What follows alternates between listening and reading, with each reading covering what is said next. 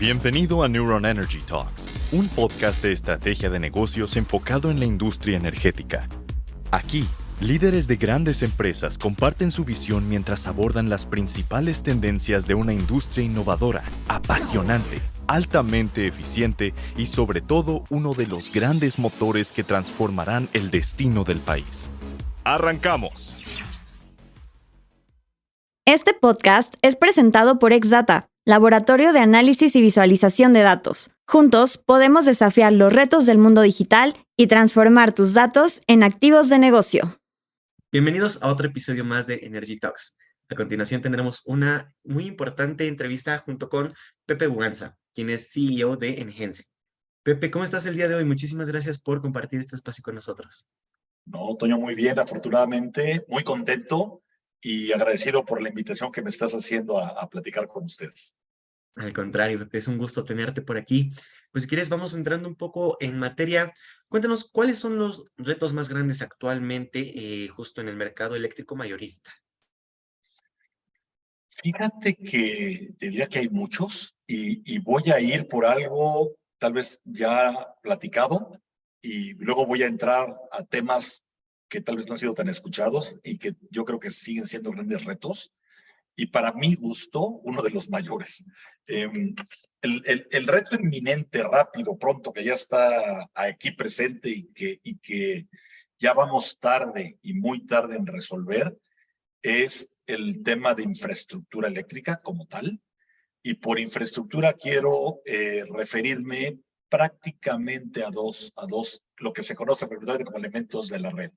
Primero es, no se tienen o no se han desarrollado, construido, y ha habido un espacio de tiempo en el que por la falta de autorización de permisos de generación han estado parada esta construcción que platicaba yo de centrales eléctricas. No ha impactado todavía de tal forma que se vuelva crítico, pero desafortunadamente desarrollar y construir centrales eléctricas lleva mucho tiempo, 3, 5, 6 años, y la demanda en México ha ido creciendo rápidamente. Fíjate, pasamos, si no me falla la memoria, de 38,000 por ahí megawatts hora, ¿no? De promedio de energía consumida en el año 2019. Saco de la ecuación el año 2020 porque pues, fue un año completamente atípico de demanda que se desplomó, etcétera, que la verdad es que no vale la pena tenerlo como estadística, no es tan útil, pero tomando como línea base el año 2019, si vemos cómo cerró el 2022, pasamos de 38,000 a 48,000, lo ves porcentualmente, es enorme el brinco, ¿no? Pues fueron 10,000, pues sí, pero por una base de 38,000, ¿no? Es un 25, 27%, es muy grande. Entonces la demanda se ha ido moviendo rápidamente, ha crecido rápidamente, más no así la oferta, y los precios de energía se determinan en donde se cruza la demanda con la oferta. Al tener dos curvas y una moverse y otra no, pues los precios pueden llegar a subir dramáticamente. Si vemos la curva de mérito, que es como se obtienen los precios de energía, pues podrían haber hasta precios de escasez de continuar esta situación, ¿vale? Esperemos que no, esperemos que se resuelva, pero ya estamos en un punto, yo diría que llegando al punto crítico, tiene que ser un punto ya algo crítico, pero no, ya estamos llegando a un punto crítico como tal. El otro es la falta de capacidad de conexión, y la voy a unir con la situación de las redes, la Red Nacional de Transmisión y las redes generales de distribución. Y esto ha impactado mucho porque fíjate que hay un gran interés de invertir en México. Hoy el país para invertir es México, y eso ya todo el mundo lo sabemos, y esto es derivado por el movimiento de las cadenas de suministro, que hubo una disrupción. De hecho, está muy interesante porque hay un efecto, y esto es solamente for the record porque casi nadie ubica este término, hay un efecto en cadenas de suministro que se llama el efecto bullwhip. Yo lo aprendí en maestría esto, y es cuando hay disrupción en el consumo, se hace como un látigo gigante, como un onda gigante que disrumpe o interrumpe las cadenas de suministro hacia atrás. Y este efecto bullwhip, que se llama como el látigo, ¿no? de toro, lo que están buscando los mercados es que esas cadenas de suministro, pues que ese efecto es ondulatorio, sea menos grande al estar todas las cadenas integradas, al menos regionalmente y en regiones más cortas. Y eso, al tener, como resultado, tener a Estados Unidos como vecino, siendo el mercado más grande, pues obviamente México se vuelve un país extraordinariamente interesante, además de contar con infraestructura menos carretera y productiva y capital humano suficiente para poder mover cadenas de producción y instalarlas en México. Ahora, pues está muy bien el que estemos en una oportunidad, yo te diría que prácticamente inédita, histórica, nunca había ocurrido, posiblemente nunca va a volver a ocurrir, pero, y nunca va a volver a ocurrir, me refiero porque nos vamos a volver en un desarrollo grande si esto se logra ejecutar, un país desarrollado y consecuentemente menos atractivo a inversión por mano de obra y ciertos costos. Pero bueno, es inédito lo que está ocurriendo, pero en temas o en términos eléctricos, pues, ¿cómo instalas una empresa que requiere energía para producir cuando no hay energía, no hay forma de obtener energía para poder producir? En pocas palabras, esa gran oportunidad hoy en día no se ha estado explotando porque no hay capacidad de conexión. Muchísimos, y es increíble el número de parques industriales que quieren entrar a México para este efecto, están luchando hoy en día porque no pueden conectarse. El gobierno de Nuevo León, la Dirección de Energía, somos buenos amigos y nos ha externado la preocupación y la ha hecho pública en eventos, y por eso me atrevo a comentarla y compartirla, que requiere 2 gigas de conexión para los siguientes 2 años. 2,000 megas. 2,000 megas, Toño, es el 10% de la capacidad o de la demanda de suministro calificado que existe hoy en día. 10%. La que requieren para mañana, Nuevo León, aguas. Falta Chihuahua, etcétera, etcétera, Jalisco, etcétera, etcétera. Entonces, hay un tema crítico ya en temas de infraestructura. Infraestructura eléctrica relacionada, nada más para recapitular, con redes de transmisión, ¿no? Que tiene que ver al final también con otro tipo de estructura que son capacidad de conexión. Tampoco hay capacidad de transformación, no hay subestaciones suficientes para llevar a cabo esta conexión, y una generación que no siguió un desarrollo como fue planeado y como fue previsto en los programas indicativos que existen para tal efecto, ¿vale? Ahora, eso es por un lado. Por otro lado, tenemos un mercado que no ha acabado de desarrollar y que si bien no ha acabado de desarrollar, derivado de esto que acabo de platicar de alguna manera, que no es suficiente generación privada para poder tener ese dinamismo y esa eficiencia en precios para poder llevar a cabo un suministro mayor en cantidad y más eficiente, también es cierto que hay una gran cantidad, que voy a referirme a definiciones regulatorias, de instrumentos del mercado que no se han implementado. ¿Y qué son esos instrumentos del mercado que no se han implementado? Pues bien sencillo. Mira, voy a empezar por los primeritos. Hay un mercado spot, ¿no? Y el mercado spot, y bueno, voy a referirme a definiciones regulatorias, un mercado de energía a corto plazo que debería de partirse para doble liquidación en un mercado del día en adelanto, un mercado de tiempo real, pero también debería venir ya un mercado de hora en adelanto. Bueno, hoy, para efectos reales, tenemos nada más un mercado de día en adelanto. No es cierto, tenemos precios en el mercado de tiempo real. Sí, exposed, no en tiempo real. Consecuentemente, no existe. Y si no existe un mercado de tiempo real, mucho menos un mercado de hora en adelanto que nos permita simultáneamente tener forma de responder. Primera. Segunda, tenemos un sistema eléctrico como instrumentos del mercado que le hacen falta derechos financieros de transmisión. Y le faltan derechos financieros de transmisión para cubrir congestión entre distintos nodos. E irónicamente, yo hablaba hace ratito que no tenemos capacidad de conexión. Y la demanda ha crecido, y esa demanda que ha crecido con la falta de capacidad de conexión está creando islas eléctricas. Particularmente a mí me llamó mucho la atención, y yo creo que eso también prácticamente fue poco notado, a menos que seas un operador de mercado o un operador del SENACE. Hubo hace 2 semanas un evento en la que ya finalmente ocurrió lo que habíamos nosotros previsto, que se congestionara la línea donde evacúa toda la generación que viene de la central de Laguna Verde. En Tlaxcala tenías precios de 5,000 pesos y cruzando la calle tenías precios de 400 pesos en nodos. Así, 5,000 pesos de este lado de la calle, 400 pesos de este lado. Imagínate, es una locura eso que estoy platicando. Ya ocurrió y está ocurriendo. Era muy visto en el noroeste, en la parte del Pacífico Norte, pero no en la parte del centro. Bueno, ya empezaron a ocurrir estas islas eléctricas derivado de la falta de infraestructura, consecuentemente de congestión. Y congestión es un riesgo financiero muy grande porque ante una diferencia de precio no tienes cómo cubrirlo. Los derechos financieros de transmisión, las subastas de derechos financieros de transmisión te iban a permitir lograr esto. Están en stand-by. ¿Y para cuándo estos dos que te acabo de decir? Yo creo que para largo plazo. No van a salir pronto. Tenemos Otro instrumento, y para no caer en muchos que no se han implementado, y con este voy a cerrar, para no alargar más, los recursos de demanda controlable son importantísimos. Que yo como consumidor pueda pagar mi consumo, hablo de grandes consumidores de entrada, ¿no? Que pueda pagar mi consumo, que pueda bajar mi demanda en horas de máxima demanda para evitar alza de precios y exactamente tener un sistema más confiable. ¿Para cuándo? No se tiene. Esto prácticamente no se platica y para mí es crítico porque esto te da señales de precios reales y te incentiva la inversión que exista. Y yo cerraría el último como la falta de avances regulatorios y de definiciones de modelos del sistema desde el punto de vista del operador del sistema del SENACE, de falta de modelos que te permita evaluar nuevas tecnologías.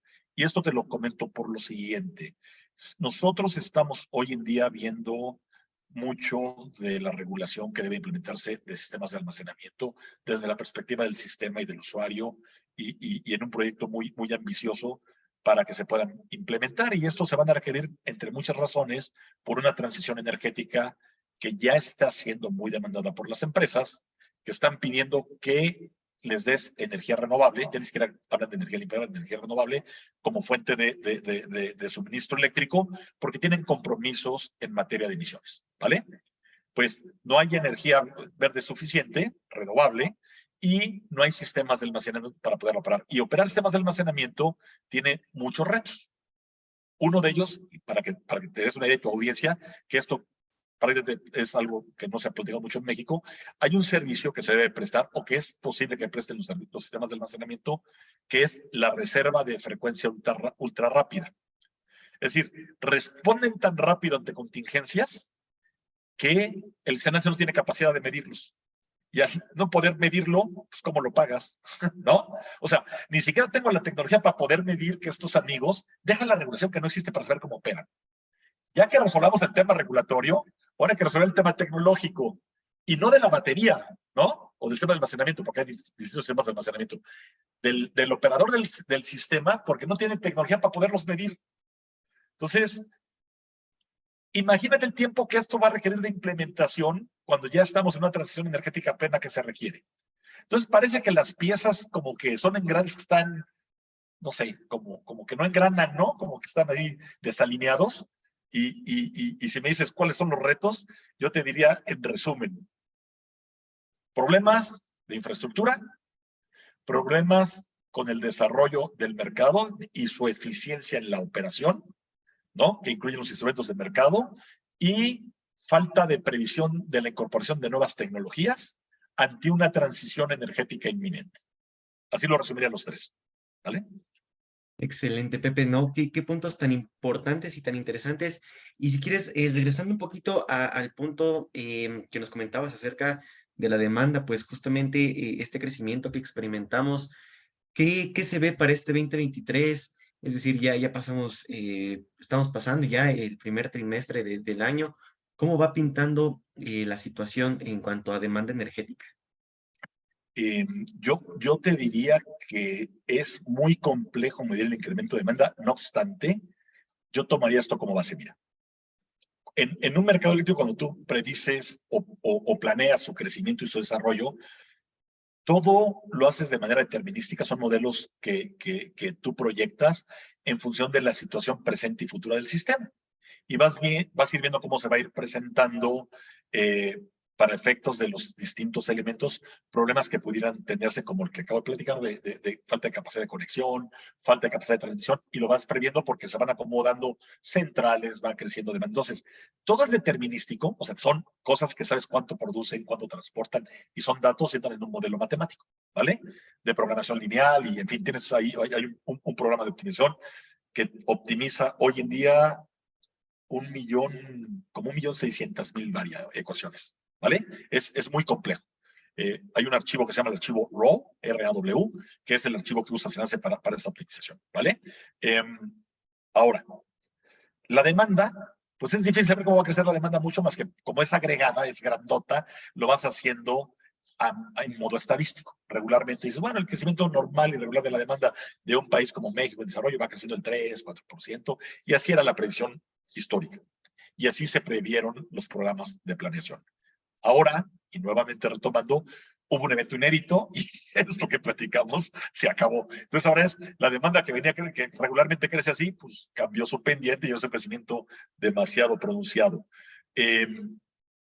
Habría que recapitular y retomar toda la información de los estados, el crecimiento que prevén, pero retomando el de Monterrey, que lo tengo muy claro, el de Nuevo León espera crecer 2 gigas en 2 años. Eso, para efecto estado, yo creo que ellos están casi doblando su capacidad de conexión, ¿no? A nivel consumo, o muy cerca de doblarla, imagínate. Es muy grande. O sea, no sé el porcentaje, pero porque no sé la demanda actual, pero deben ser crecimientos mayores al 50% al menos.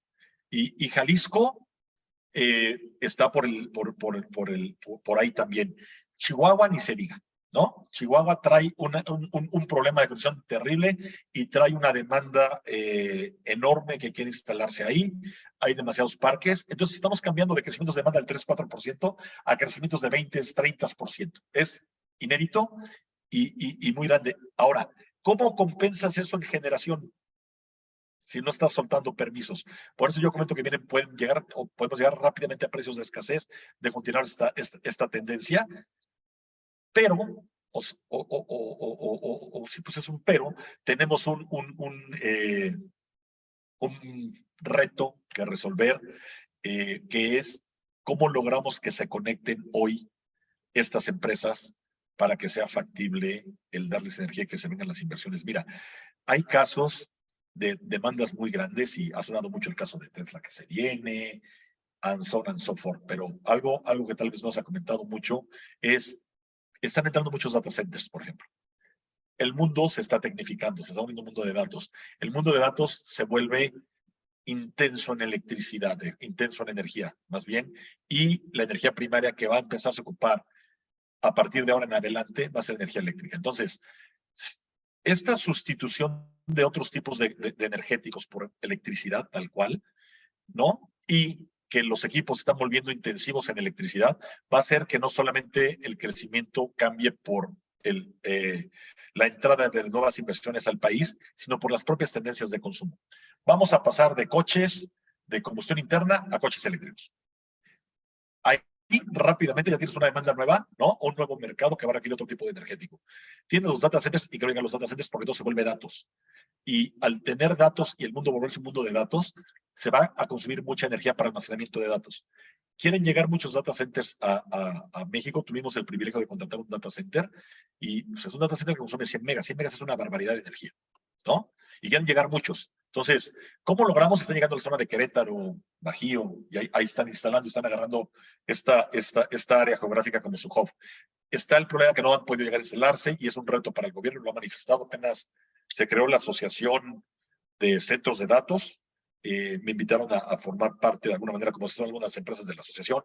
Y muy interesante el que traen retos y su principal reto para entrar e invertir es resolver su problema energético, ¿no? Entonces, vienen incrementos de demanda muy grandes, ya no tradicionales del 3-4%, yo creo que vienen incrementos de demanda. Si hubiera capacidad de conexión de 20%, ¿no? Al menos en el sector industrial. Pero el sector industrial te representa casi el 40% de la demanda nacional, entonces, como sea, es un impacto enorme en la demanda. Lo hemos visto en los 2 últimos años. Yo creo que el mensaje, si me permites darlo, público es, hay que resolver el tema de infraestructura, ya. Y los otros 2 que platiqué también, pero el de infraestructura fue para hace 2 años, ¿no? Y es muy importante porque ahí está la demanda, ya está visto, ya ocurrió, y creo que las tendencias, si bien tal vez no se tiene un número claro, porque no está en un inventario, cuántas empresas, cuánto consumen de energía de las que van a entrar a México, y no está esta información agregada, y te lo digo por lo que acabo de hablar de los data centers. Ellos decían, oye, es que requerimos la información agregada para toma de decisiones. Hay mucha información que no existe. Lo que es real, y todo el mundo sabemos, es que sí hay una gran cantidad de interés en desarrollo de proyectos y que va a haber un gran crecimiento de demanda que requiere ser atendida, simplemente por política económica. olvídate de la política energética que exista, política económica, desarrollo económico del país. ¿Cómo va a haber desarrollo económico si no hay energía? ¿No? No hay manera de que exista si no hay un energético. Las empresas que producen requieren energía para producir. ¿Vale? Entonces, ya se vuelve un tema no eléctrico, se vuelve un tema de desarrollo económico también. Interesante, justo esto que mencionas, Pepe, porque pues el tema de infraestructura, digamos, está en un solo poder, ¿no? Por así decirlo, y pueden entender como esta frustración de su parte, como de que, oye, pues ya están llegando las empresas, el consumo está creciendo, o sea, apóyanos, ¿no? Entonces, justamente, ¿cuáles son las alternativas que tenemos, pues, para irle haciendo un poco de frente? O sea, si bien no podemos tener un brazo muy fuerte en cuanto a generación de energía, como comentabas al inicio, pero bien, ¿qué alternativas tenemos para poder ir contrarrestando, aunque sea un poco, este efecto de infraestructura que nos hace falta? Fíjate que para cumplir con la regulación vigente te quedan, yo te diría que prácticamente dos alternativas. Y tal vez una tercera, pero se más impensable. La primera sería que muchas de estas empresas, y así lo están haciendo algunas ya, particularmente parques industriales, desarrollen su propia infraestructura. Es decir, llega un parque industrial, ¿no? Compra, voy a poner números obviamente aleatorios, y por ejemplo, nada más para dar un ejemplo. Compran 200 hectáreas, ¿vale? Y voy a hacer un parque industrial y esas 200 hectáreas lo que dicen es, y eso te doy un dato ya muy real, cada hectárea consume alrededor de 450, 500 kilos hoy en día de electricidad, es lo que requieren, ¿vale? Antes era mucho menor, eran equipos diésel y ya sabes de gas, hoy volvemos a lo mismo, se están volviendo equipos eléctricos, todo está electrificado. Entonces, consumo casi medio mega de electricidad por hectárea. Entonces, si son 200 hectáreas, pues requiero 100 megas, ¿no? 200 por punto 5, 100, y ahí está. Ahora, voy a pedir 100 megas y si cada empresa que se va a instalar en el parque lo fuera a solicitar, les va a salir muy caro, entonces mejor me vuelvo un agregador para hacer atractivo mi parque y vender mi tierra. También es un tema de competitividad y competencia. Entonces, busco infraestructura y yo hago la infraestructura que se requiere para lograr la conexión. Ahora bien, dependiendo qué tan crítica sea la situación de la infraestructura pública, hablo de la red nacional de transmisión, o de las redes generales de distribución, o de los equipos públicos, los elementos de la red, llámese transformadores, subestaciones, etcétera, te van a decir, sí te puedes conectar. Pero conectarte significa, ya que hay dos rubros principales, que en obras de conexión, o sea, que tú las obras que tienes que hacer para conectarte, sea tanto dinero. Y las obras de refuerzos, que no son las que te conectas ahí, es todo lo que conectarte va a impactar al sistema hasta X kilómetros allá, y X kilómetros, te lo digo y te vas a reír de la risa, morir de risa, pero así es. Hoy vimos la intervención de una central eléctrica en Monterrey, impactaba hasta Jalisco, el cortocircuito. O sea, no son kilómetros de a 2 kilómetros, o sea, es 300 kilómetros, 500 kilómetros allá, ¿cómo va a impactar? Así de entrelazado está el sistema, ¿no? Entonces, esas horas de refuerzo es, ¿qué tanto vas a impactar hasta allá? Y esto vale tanto. Tú imagínate, y hay casos, y son casos ya de alguna manera medios estándares en número hoy lo que está presentando. Pues yo quiero hacer infraestructura en Querétaro. ¿Cuánto me vale desarrollarla dentro de un parque? Pues te vale como $700 por kVA. Ya tener mi subestación y estos dos rubros que te platico. O sea, estos dos rubros son nada más para conectarme, más toda la infraestructura que tengo que hacer yo para que mis clientes se puedan conectar, ¿vale? Que es hacer subestación reductora, redes particulares, etcétera. Entonces, vale $700 kVA. Esto significa $700,000 MBA. Por 100, ya son $70 millones. Ya es una lana, ¿no? Ahora, yo me voy a instalar en Querétaro y sé que yo voy a requerir 10 megas para ponerme yo a producir lo que voy a producir y tomar 10 megas, ya me costó nada más eléctricamente $7 millones. Se hace inviable en muchos casos financieramente, ¿no? Hay otros lugares que afortunadamente todavía hacer esto cuesta 300, ya casi nada, están 200, entre 300 y $400. Ya estamos en la rayita de lo que es viable. Entonces, ¿qué solución es? ya se está tomando es hacer tu propia infraestructura, pero también esto por el crecimiento de la demanda va a llegar el punto en que se va a hacer prácticamente inviable financieramente, ¿no? Y aprovechen la coyuntura todavía cuando, en donde haya espacios para poderlo hacer, y lo están haciendo muchos de los desarrolladores industriales sobre todo, ¿vale? De parques industriales.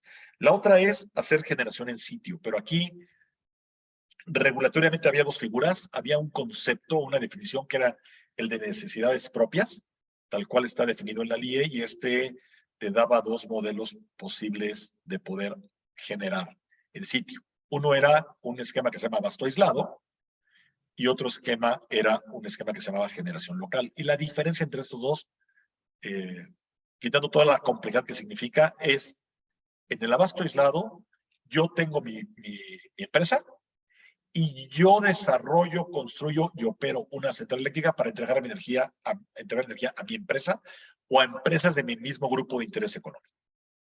¿Vale? Generación local es, tú, Toño, eres un generador, haces una central eléctrica dentro del parque industrial y me vendes energía a mí dentro del parque industrial. Bueno, esa estaba padrísima, porque entonces inversionistas que se quieran hacer generadores de este modelo de negocios podían hacer centrales eléctricas y venderle a estas empresas. Esa figura quedó derogada en diciembre del 2021, la derogó la Comisión Reguladora de Energía y solamente dejó viva la figura de abasto aislado. Entonces, se vuelve muy complejo para muchas empresas decir, oye, pues si yo hago tenis, zapatos, ¿no? Soy zapatero y tengo que invertir en una central eléctrica y tengo que invertir en obras de conexión además, y además tengo que operar la central eléctrica y además, pues ya no se me hace tan viable. Porque además de todo, una central eléctrica, energéticamente hablando, se te vuelve más viable si es de cierta escala hacia arriba. Es decir, no es lo mismo tener unos motores que te generan energía, que tengas 1 mega o 2 megas, ¿no? Que tal vez tienes una eficiencia térmica de 8 o 9 y que tienes un costo de operación y un contrato de gas más caro, a que tengas una central de 60, 50, 60 megas dentro del parque, 70, 80, que es mucho más eficiente térmicamente y para efecto de operación. Entonces, ya vuelves un proyecto viable y contra uno no viable. Yo te diría que son prácticamente las dos soluciones ante la falta de inversión pública en infraestructura que se tienen. Y también te diría que invertir en infraestructura pública, particularmente en reforzamiento de redes, sobre todo hablando de la red de transmisión y también de redes de distribución, pero principalmente la red de transmisión, son proyectos de largo plazo, no son proyectos de 1 año, 2 años, 3 años, son proyectos de 5, 7 años, ¿vale? Hoy también nos encontramos con un reto adicional que no estaba en la ecuación y que además todavía vino a complicarlo un poquito más, que es la entrega de equipos. Es decir, regularmente antes de la pandemia a ti te entregaban un equipo en 6 meses, sobre todo un transformador de cierto tamaño. Hoy te están dando tiempos de entrega mayores a 2 años, 2 años y medio. Solamente el equipo. Entonces, imagínate si tengo que reponer. Hay muchos lugares en el país que requieren cambios en bancos de transformación. Y tú dices, ¿qué es eso? Bueno, pues son aparatos que hacen transformación, ¿no? De voltaje de un lado al otro, y son bancos de transformación de 370, más o menos, MVAs, y estos bancos de transformación pues son enormes. O sea, 370 megas es una cantidad muy grande y tienen un costo muy alto. Un banco de estos está oscilando hoy en día sobre los $20 millones. Entonces, requiero 10 o 20 o 30, pídelos, pues te los van a entregar en 2 años, 3 años, ¿no? Entonces, ¿cómo se hace? La respuesta es, tendrías que hacerlo hoy que hay oportunidad y considerar que el horizonte de tiempo en el cual vas a desarrollar en forma personal o particular esa infraestructura lleva tiempo. Y solamente para cerrar, la segunda opción, que es la de generación, recordemos que prácticamente los permisos de generación han estado dándose a cuentagotas.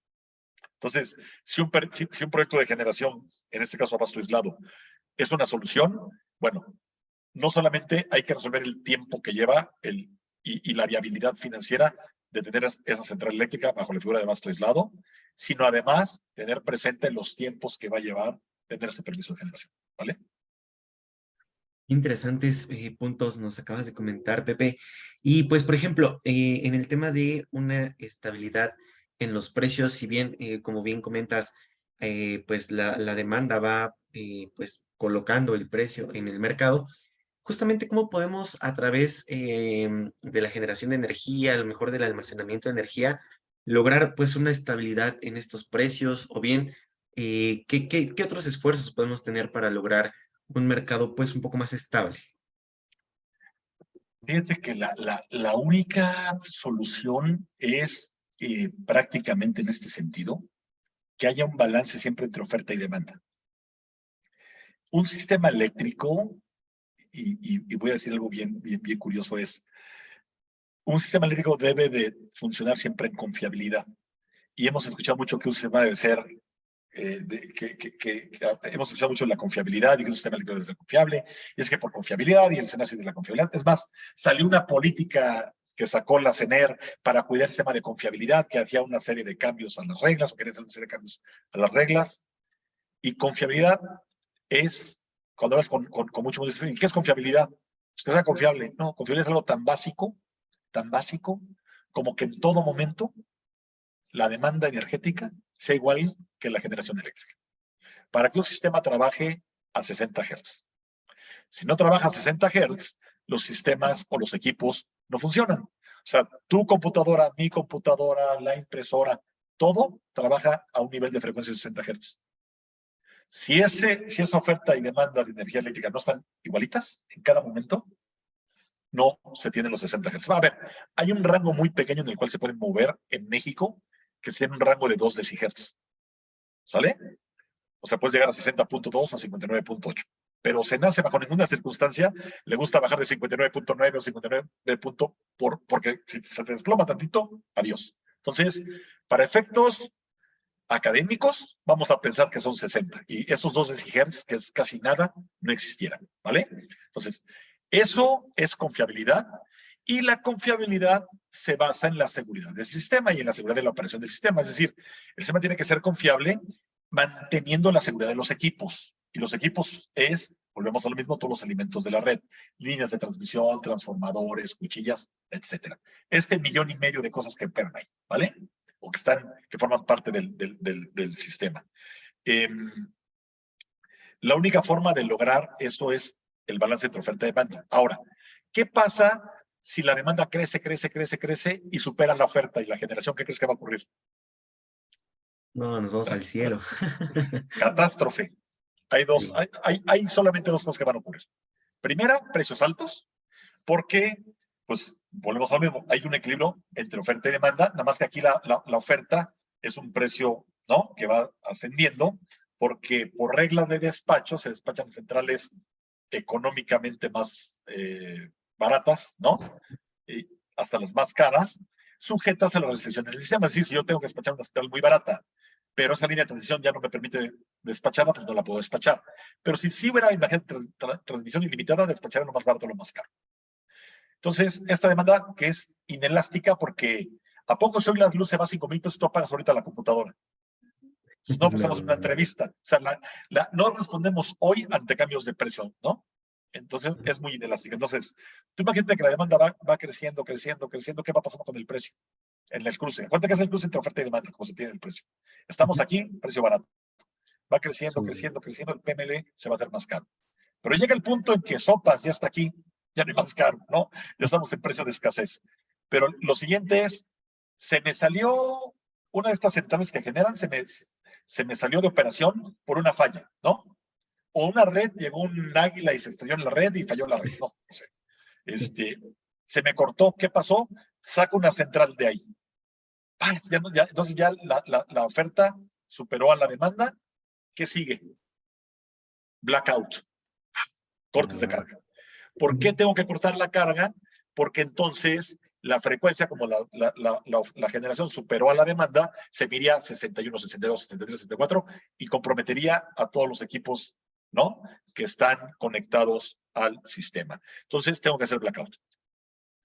Entonces, ¿cómo lo logras? ¿Cómo logras una estabilidad de precios? ¿Cómo logras precios eficientes? Solamente manteniendo el equilibrio entre oferta y demanda y, eso sí es un y, volvemos a la curva, pues de nada te sirve mantener el equilibrio si todas las centrales están caras, ¿no? Hay gente que en lugar que fuera así la curva de oferta, todos los precios fueron carísimos y dices, ok, se mueve la demanda, pero todo es carísimo. No, no, no. O sea, obviamente, por eso el desarrollo tecnológico se supone que salen tecnologías más eficientes económicamente, consumen menos combustibles, tienen menores regímenes térmicos, etcétera, ¿no? He hablado de la generación térmica, de la generación renovable, pues obviamente los paneles o los aerogeneradores tecnológicamente producen más, tienen mayores factores de planta y tienen menos costos de inversión. Entonces, eso te lleva a que esta curva de oferta se vaya abaratando, ¿no? O sea, se va reduciendo el costo marginal de generación y eso hace que sea más eficiente en precio. Entonces, tomando en cuenta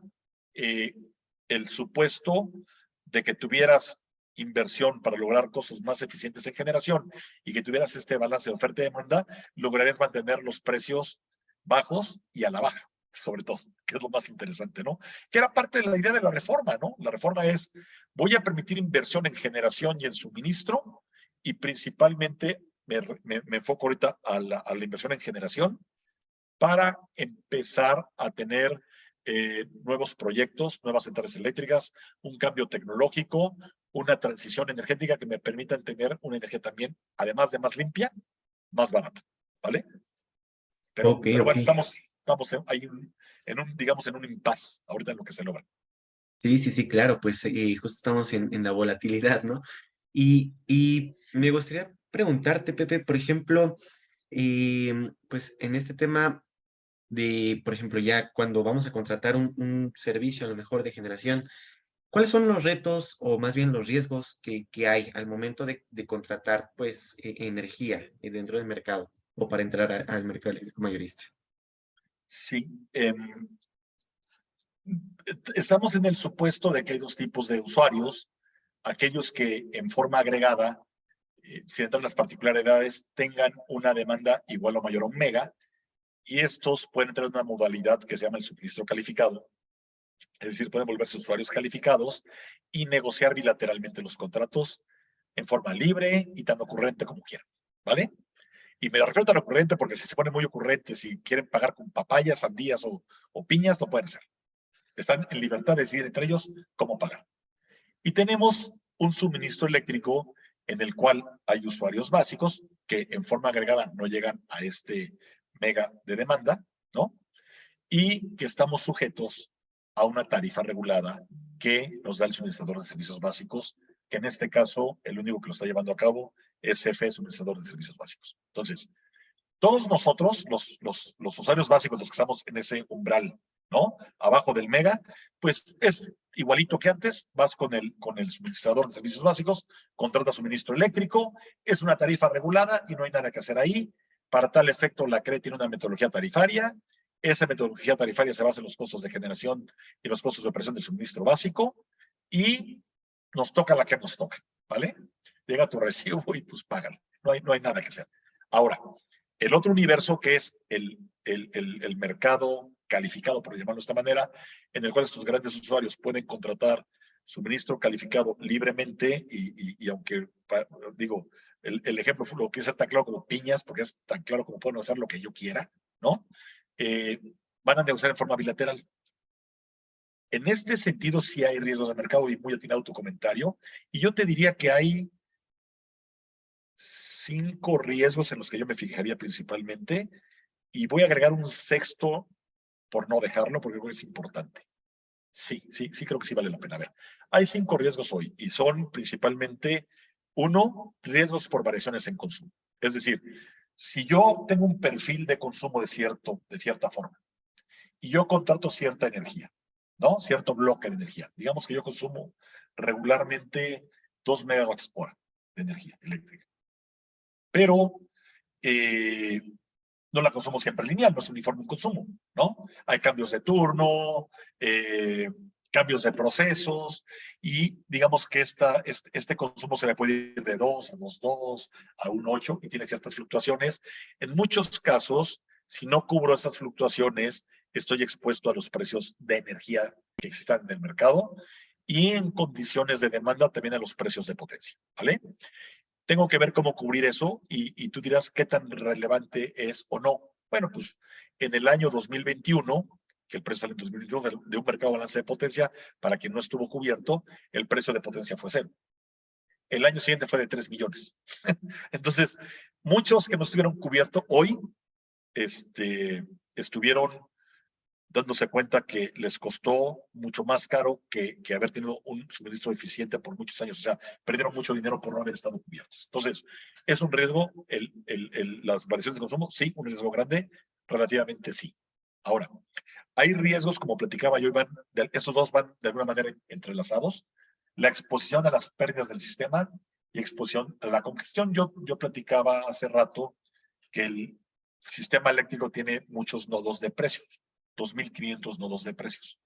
Y si ¿qué es congestión? Pues congestión es la diferencia entre los precios que existen entre esos dos nodos y pérdidas, porque un PML, un precio, tiene 3 componentes, que es energía, congestión y pérdidas.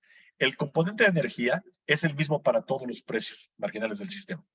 Entonces, siendo eso igual, lo único que varía es pérdidas y congestión.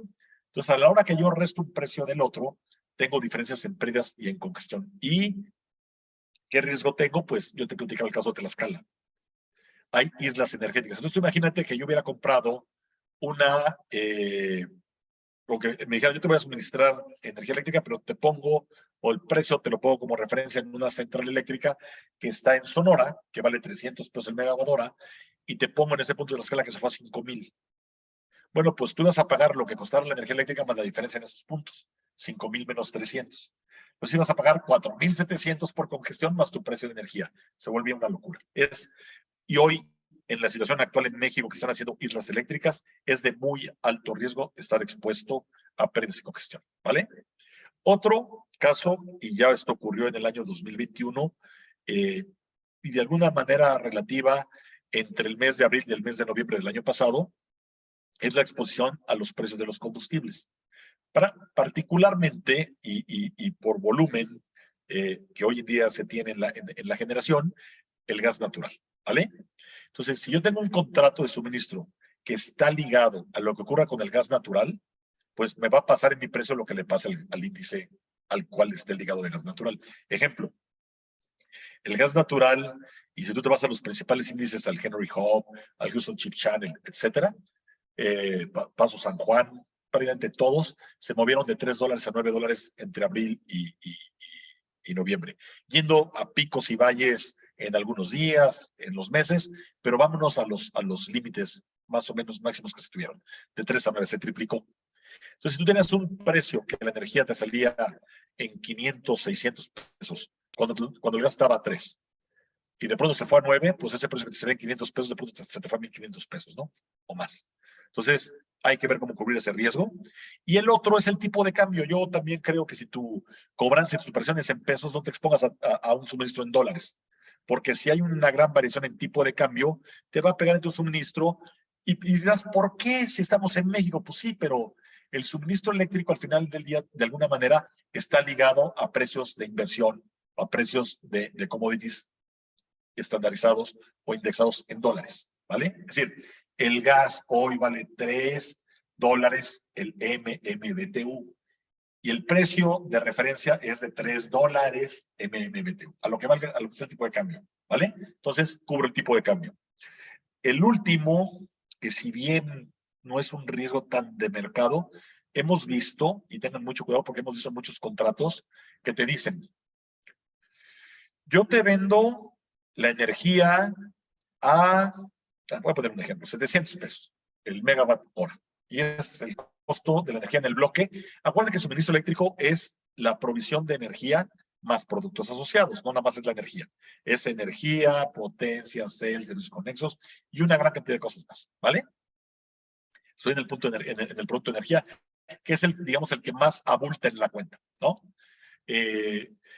Yo te vendo la energía en 700 pesos, pero ese valor lo pongo como referencia a 2017 y cuando empieza tu suministro, te lo actualizo. No, pues espérame, ya no son 700 pesos. Si yo vengo de 2017 a 2023, tal vez se vuelven 1,200, ¿no? Muchos contratos están así porque quien desarrolló una central eléctrica hizo su proyecto y lo valoró en ese año. En ese año ocurrió su Project Finance y lo hizo así. Y tal vez se dio cuenta que por condiciones de mercado se quedó caro. ¿no? Entonces, como me quede caro, pues mejor digo que está barato, pero realmente lo estoy poniendo a un precio de hace, ¿no? 7 años, 8 años, que a la hora que lo actualizo ya no es así, ¿no? Entonces, eso hay que tener cuidado porque nos lo hemos encontrado en muchos contratos y es de alto riesgo. O sea, nos han tocado casos que estos precios prácticamente, por ejemplo, cuando estaban indexados al PPI, ¿no? Al índice de producción de Estados Unidos, ¿no? Al Producer Price Index. Si tú ves el crecimiento del PPI del 2016, 2017 a la fecha, ha sido de 60%, muy grande. Entonces, muchos contratos han tenido un gran impacto y hay que tener cuidado con mucha de la letra chiquita. Entonces, esos, para mí, son los principales riesgos que yo cuidaría con lupa. Interesante, Pepe, y pues una buena cátedra, una muy buena guía para el auditorio, para cuando quieran pues justamente tener este tipo de contratos, pues bueno, una invitación también que se acerquen con Pepe, con el equipo de Engencia, y pues bueno, ahí están los expertos. Y Pepe, para ir cerrando un poquito ya la conversación, desde tu perspectiva, ¿cómo ves el futuro de las energías? Es decir, aquí en México, bueno, tenemos una parte que está empujando todavía generación de energía con combustibles fósiles, pero bien el mercado está ejerciendo presión hacia energías renovables y o sea, aunque se paren de pestañas quien se quiera parar de pestañas y el mercado lo exige, se tiene que hacer, ¿no? Entonces, ¿cuál es tu perspectiva acerca del futuro de las energías? Creo que ya lo contestaste tú. Yo tal vez me voy a ir un poquito más allá, pero creo y estoy convencido que la demanda manda, ¿no? Y mira, hasta rimó sin querer. La demanda al final del día te está diciendo quiero energía renovable, sí o sí, y la quiero porque si no, no vendo. Porque lo que yo produzco no tiene mercado si no es verde. Y vuelvo al caso de Tesla, tal vez que ves un ejemplo bueno para este caso. Voy a producir coches limpios con energía sucia. No tienen mercado, ¿no? Simplemente ni siquiera van a ver estos beneficios fiscales que se tienen, ¿no? Si tú compras un coche eléctrico. Entonces, y todos los equipos, yo como lo comentaba, estamos viendo eléctricos. La energía el energético principal que va a existir es la energía eléctrica. El mundo se está electrificando. Entonces, y además, dicho sea de paso, el sector eléctrico es el más contaminante. Hoy en día, no recuerdo la última estadística, pero te diría hace 1 año, 2 años, el informe que sí se tenía a nivel global, es que la energía eléctrica, igual a nivel global, y México casualmente estaba en la media, emitía el 41% del CO2, casi la mitad, nada más. Entonces, imagínate que de pronto la demanda se duplica, se triplica. Adiós planeta, ¿no? Entonces, hay un esfuerzo tremendo por acelerar esa transición energética. Muchas jurisdicciones, muchos sistemas están empezando a implementar sistemas de almacenamiento para quitar intermitencia y para hacerlos viables. Se están creando figuras hermosas de agregadores que todos los pequeños como nosotros, como tú, como yo, en nuestros negocios, en nuestras oficinas, en nuestras casas, podamos además entrar en un mercado a vender energía a través de un agregador y podamos hacerlo con energías renovables. Eso es imparable, no hay forma de tenerlo. Como dices tú, que se pare PCs, que se quiera parar, no hay manera. A menos que nos queramos tirar la edad de piedra. ¿Vale? Es la única manera. Entonces, y no creo que sea el caso. Porque entonces va a tener una revolución, porque la gente se va a ir a la edad de piedra y no le va a gustar y se va a hacer un desorden social. No es sostenible. Bajo de ninguna manera. Y si no, pues el que no crea en esto, que es un poquito la teoría del caos. Tarde o temprano encontramos el avance y tal vez tardemos un poquito de tiempo, pero no hay manera de detenerlo. Entonces, si las empresas no pueden vender sus productos, no van a venir a México, no va a haber empleos y se va a hacer un tema y una crisis terrible. Entonces, la demanda manda, ¿no? Y para poder vender, tienen que tener energía renovable. Y yo creo que le está cayendo ya el 20 a muchos de los tomadores de decisiones. Tuvimos el miércoles una reunión muy interesante con tomadores de decisiones de política energética y me llamó mucho la atención que estaban ya muy claros de esto. afortunadamente muy claros, y parece que ya se dieron cuenta que sí no hay otra manera que ir en una transición energética. Ahora, viene algo más interesante, yo hablaba de la figura de los agregadores. Además, la energía se va a distribuir, y a distribuir no me refiero a que sea de medio mega, como hoy en día está pensada la generación distribuida, se va a hacer, a clusterizar, si lo quieres ver así, y hacer en proyectos más pequeños, y va a haber, y esto voy a citar a un gran amigo que se llama Alonso Domínguez de Pavisa, que tiene un libro que habla de la abundancia energética, y que es un innovador nato, y él habla en su libro de viene una abundancia energética. Yo creo que viene una abundancia energética porque el sol es abundante, el viento es abundante, y las tecnologías van a estar para que a nivel segregado y agregado podamos hacer una generación abundante, es ilimitada, y consecuentemente muy barata. Muy, muy barata. Y lo voy a unir un poquito a lo que decía Elon Musk en una entrevista recientemente. Toda actividad humana va a ser reemplazada por una actividad automatizada en un futuro tal vez no tan distante o algo distante, lo cual va a hacer que todos los productos y servicios se abaraten de una manera relevante. Con energía ilimitada, imagínate lo que va a ocurrir. Vamos para allá sí o sí. Ahora, a nivel México, si alguien cree que esto no va a ocurrir, más temprano que tarde, yo no coincido, ¿vale? Por lo que acabo de comentar. Creo, y yo estoy muy emocionado, porque creo que viene un futuro muy padre, muy retador, y me atrevo a decirte, y así lo veo, que viene hasta un cambio de era, porque vienen cambios tan interesantes en energía, en el modelo autorregulado de los sistemas financieros, de los sistemas energéticos. Van a ver, vamos a autorregularnos esta energía, va a estar tan granular todo que se va a pulverizar de tal manera que nos vamos a autorregular, porque no va a haber manera de regular a tanta gente y de tal manera. El sistema financiero con los fintechs está pasando. O sea, viene un escenario padrísimo a futuro, ya empezó a ocurrir, ¿no? Y nuevamente, yo no veo cómo México no se una más temprano que tarde. ¿Vale? Qué interesante mensaje, Pepe. Y pues agradecerte mucho el espacio que nos acabas de brindar, la cátedra que nos diste acerca de pues todos los retos que tenemos en el mercado eléctrico mayorista y vas, como bien comentabas. Y pues bueno, nuevamente una invitación a todo el auditorio para que se acerquen con Pepe, con el equipo de Engense. Y pues bueno, Pepe, nuevamente muchísimas gracias por compartir este espacio con nosotros. A ti, Toño, muchas gracias a tu auditorio y encantado de haber estado con ustedes. Buen día. Gracias por acompañarnos a un episodio más de Neuron Business Talks. Sigue la conversación en vivo en nuestros foros de negocios del sector automotriz, minero, energético, tecnología y petróleo.